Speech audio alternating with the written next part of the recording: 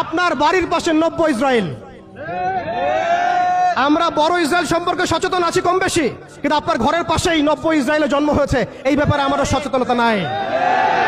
তারা সংসদ ভবনে তাদের সংসদে ফখর করে বলছে যে আমরা 6,500 সৈন্য পাঠিয়েছি, আমাদের হয়ে যুদ্ধ করছে। নাউজুবিল্লাহি মিন যালিক। তার মানে আপনারা প্রমাণ করলেন। আচ্ছা বলেন, খ্রিস্টানদের সাথে না হয় তাদের সম্পর্ক আছে, তারা আহলে কিতাব, আপনাদের সাথে তাদের কি সম্পর্ক?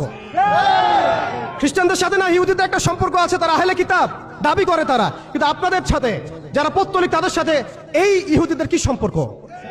শুধু তাই নয়, আমরা লক্ষ্য করছি, আমরা আমাদের পার্শ্ববর্তী নব্য ইসরায়েলের মধ্যে লক্ষ্য করছি মুসলিমদেরকে তারাবির নামাজে টর্চার করা হলো, হোলি উৎসবের নামে মুসলিমদেরকে নির্যাতন করা হলো। আমরা দেখলাম সেখানে গরুর মাংস বহন করার অপরাধে পিটিয়ে মুসলিমকে হত্যা করা হয়েছে। লক্ষ লক্ষ একর জমি যেগুলো আমরা ওয়াকফ করেছিলাম, সেই জমিগুলোকে রাষ্ট্রীয়ভাবে বাজেয়াপ্ত করা হয়েছে।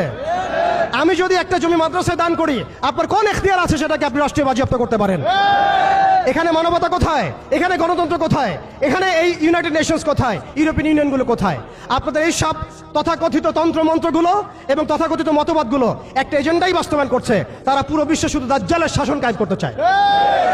এখন মুসলিম ভাইরা, সর্বশেষ কথা হচ্ছে, আমরা উদাত্তভাবে আহ্বান জানাবো, আপনি যে কোনো ধর্মের হন, যে কোনো বর্ণের হন, আপনি যে কোনো ভাষার হন, যে কোনো জাতির হন, আপনি জালেমের পক্ষ নিয়েন না, মাজলুমের পক্ষ নেন।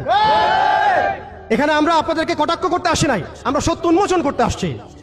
আপনি জালেমের পক্ষ নিয়েন না, মাজলুমের পক্ষ নেন। আল্লাহ চান তো কোনো না কোনো দিন আল্লাহ আপনাকে হেদায়েত দিবেন ইনশাআল্লাহ। আপনি মানবতার দাবি থেকে এই জায়গায় দাঁড়ান। এই অবস্থা যখন চলছিল তখন কি আমরা ঘুমিয়েছিলাম? উত্তর না। বিগত 100 বছর আমরা ঘুমিয়ে থাকি নাই, সবাই চেষ্টা করেছে কম বেশি, কিন্তু এইসব তন্ত্রমন্ত্রের জালের মধ্যে পড়ে, এইসব তন্ত্রমন্ত্রের গোলকধাঁধায় পড়ে, এইসব নৈতিকতার অবক্ষয়, ইমানের দুর্বলতা, হারাম খাওয়া, সুদে লিপ্ত হওয়া, আমাদের এই মাদক, এই জেনা, এই ফ্রি মিক্সিং, এই পর্নোগ্রাফি, এই সমস্ত কিছুর মধ্য দিয়ে আজকে আমরা আমাদের সেই ইমানি জাজবাকে হারিয়ে ফেলেছি। এখন সময় হচ্ছে সেই জাজবাকে আবার ফিরিয়ে নিয়ে আসা। অতএব আমাদের করণীয় এখান থেকে উঠে আসবে।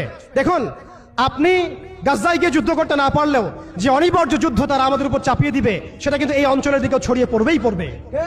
কারণ হাদিসের মধ্যে এসেছে যে মাসিহুদ দাজ্জাল পুরো বিশ্বকে শাসন করবে, শুধুমাত্র মক্কা মদিনায় ঢুকতে পারবে না। অতএব সারা বিশ্বের মধ্যে সে যুদ্ধের দাবানল ছড়িয়ে দিবে, এতে কোনো সন্দেহ নাই। আপনি খেয়াল করে দেখেন, আফ্রিকার কন্টিনেন্ট, ইয়েমেনের কন্টিনেন্ট, অ্যারাবিয়ান কন্টিনেন্ট এবং আমাদের এই আঞ্চলিক কন্টিনেন্ট, প্রত্যেকটা কন্টিনেন্টের মধ্যেই তারা যুদ্ধ ছড়িয়ে দিয়েছে। এবং তারা একটা ভাষা আমাদেরকে শিখিয়ে দিয়েছে, অপশন দিয়ে দিয়েছে, হয় আপনি তাদের দাসত্ব করবেন, না হলে আপনি মরবেন। তারা আপনাকে আমাকে একটা অপশন দিয়েছে, আপনি তাদের দাসত্ব করেন, তারা আপনাকে ভালো রাখবে, আপনি তাদের দাসত্ব করবেন না, তারা আপনাকে মাটির সাথে মিশিয়ে ফেলবে। যেসব মুসলিম কান্ট্রি, দেখুন খেয়াল করে, যেসব মুসলিম কান্ট্রি তাদের দাসত্ব